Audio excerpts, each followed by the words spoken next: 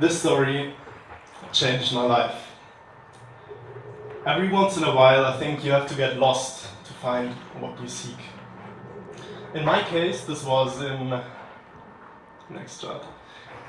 in 2011 during Christmas time actually, and I was living not in the beautiful Alps, and I was really missing my family because I was living in Buenos Aires at that time.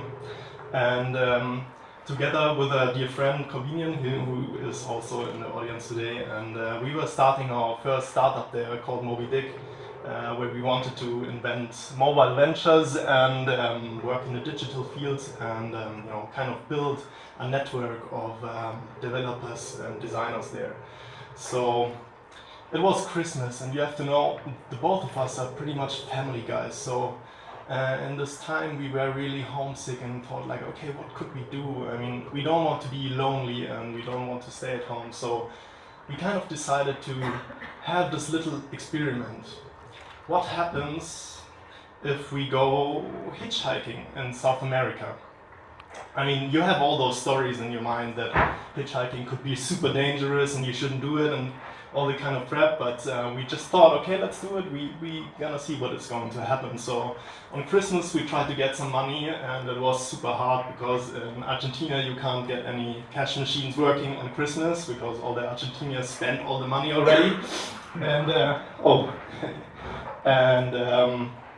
then we had like 200 pesos to buy at least some sleeping bags, no tent at all, a tin of tuna, which was our Christmas meal, dry bread and a bottle of water. That was all of it. And we kind of started to hitchhike, in the first house we were like super excited, yeah, we can do this. But then we realized, okay, it's holiday, nobody is going to pick us up. And we got our sunburn going, and after a while we thought, okay, fuck, it's going to dawn already, so we're gonna have our Christmas dinner here somewhere in the fields, and you hear the crickets, and think like, okay, my family is going to maybe have a lobster dinner, we're gonna have the tuna tin, so okay. And fortunately, after a while, this guy appeared, who was our last guy who took us with him, and he had this car which is pretty dominant in Argentina. And he said, okay, come with us, come with me. And he had to try to first get the engine going with the cables, like clack, clack, clack. And then the engine was rolling and we were driving. And after a while he said, you know something? I'm going to drive to my family now. Do you want to kind of join us for dinner? And we said like, wow, yeah, that's so exciting. Thank you very much. Yeah, we come with you. And then we got out of the car and the father saw us and they're like, oh my gosh, son, why do you bring home these people to us? We were already stinky and the sunburn going. And well, after a while we played some chess with them and we drank some Argentinian tea with them, which is the mate, and maybe some of you know it. And yeah, we become friends. And after a while they said, okay, we're gonna go to the neighbor's place, and have dinner. And then we arrived at the neighbor's place, and the father of the family said like, okay, welcome Max and Corby. He already knew our names because they had a phone call, and they said, those are my daughters and they're not married, so you know what happens next. And we had this really great dinner, and I thought, wow, this is it, this is the moment. And at 12 o'clock, actually the fireworks started, and all the people were gathering around the table and giving presents to each other. And then I thought, oh man, my family maybe is at home, and I became a bit sad, and I thought, what could happen next? But then they came to us and give us presents as well. So I thought, wow, what is happening right now? This has to be a dream. Well, this was all happening in this beautiful town in Balze. And you can see nothing was happening there, only this beautiful obelisk. But what told me the story is that actually constraints are your driver sometimes. I mean, in the first place we thought we don't want to be lonely, but in the second place we met this really great people and they kind of shared their holy feast with us. Sorry. Oh no, I was pushed the wrong button. Yeah, this guy, I was super glad to meet this guy, but at the same time I was also super glad that we were driving in a desert with him, because he was so drunk, I'm sure he would have hit every tree there. But it was an empty space, and after a while we met this guy who was a truck driver. He took us about 100 kilometers far, and you have to imagine, if you only get like 10 kilometers every time, 100 kilometers feels like, wow, I traveled the whole fucking world. So, and this guy took us to a gas station, and it was dawning again, the end of the second day. And yeah, as things happen, you have to think about where you want to sleep. And we bought some quesadillas from the last of our money, and the only thing that the truck driver kind of said was, don't go this direction. I mean, everything else is good, but don't go this direction. Yeah, what we did, we went this direction, of course. And after climbing some fences and, you know, crawling around and finding a good spot with dogs barking and so on, we were lying in the field, and you could hear the crickets again, finally. And you know, it was dawning. We had the Milky Way there, and we thought, this is so relaxing. This is it. We took off our glasses. He has glasses too, and I was laying there, and after a while I realized something is moving in my in the angle of my eye, and yeah. After a while I took my glasses on again, and I realized that some guys were sitting there on a wall pretty far away, but it was kind of scary. I mean, it was getting dark already, and those guys were sitting there. What is happening right now? And then I said, like, Connie, keep calm. Just check your glasses. Who are these guys? I mean, and a second later, I actually heard like not so funny noises, actually, shots. I mean, they shot at us, and we just put all our stuff together and ran to the next place where we could hide, and threw us into the bush and kind of tried to hide there. And yeah, after a while, a police car kind of came close with the sirens going and the light going, and we thought like, okay, what happens next? I mean, we have to prepare some bribe money, I guess, and we have to prepare maybe our passports, and that's what we did. I mean, we kind of packed our stuff, and those guys were coming back, and we heard the trunk getting opened, and then we heard like clack clack, and then we heard like which were the fighting gloves and the bulletproof vest, and I thought, okay, what happens next? I don't know. I'm super fearful.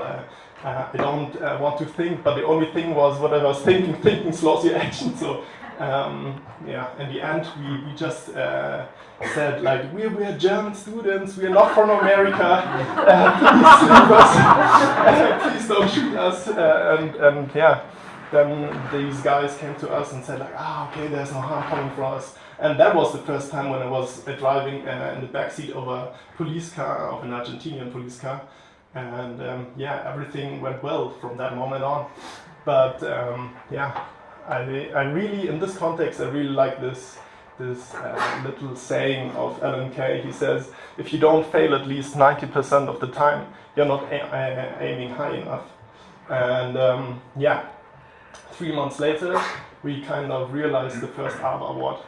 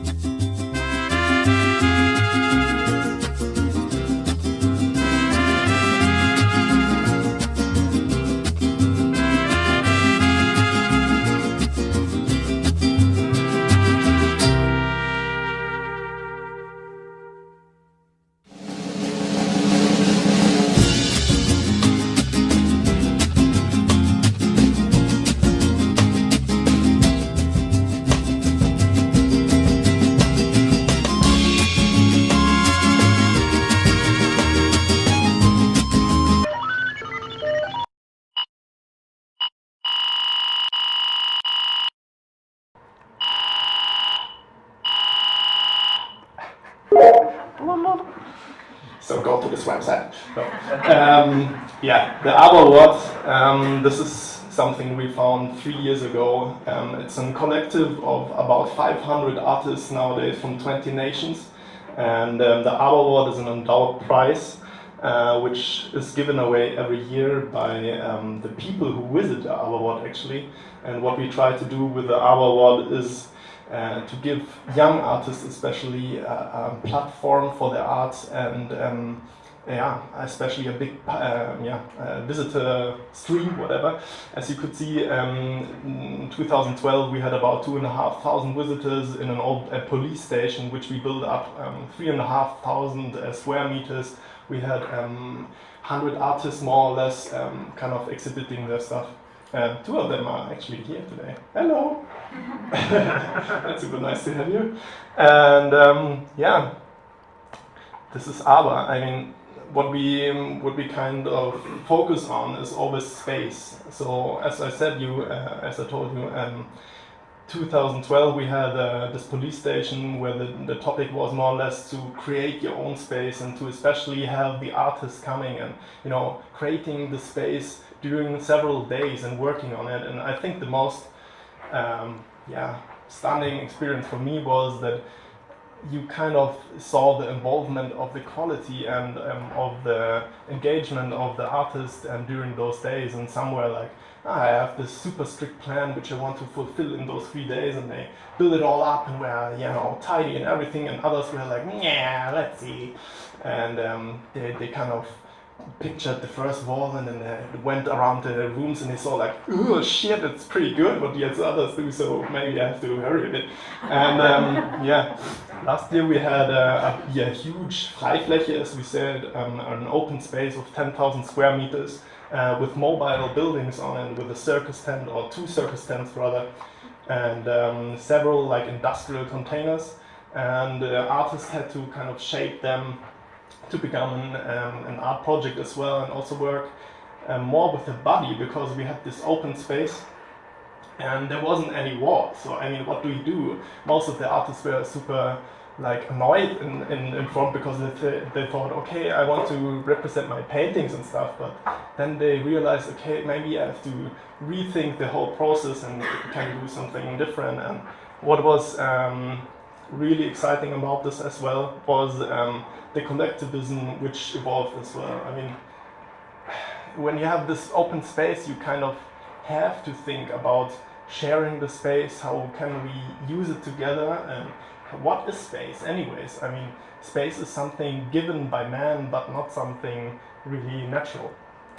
And yeah, so far, I guess, every once in a while you have to get lost to find what you seek. Thank you.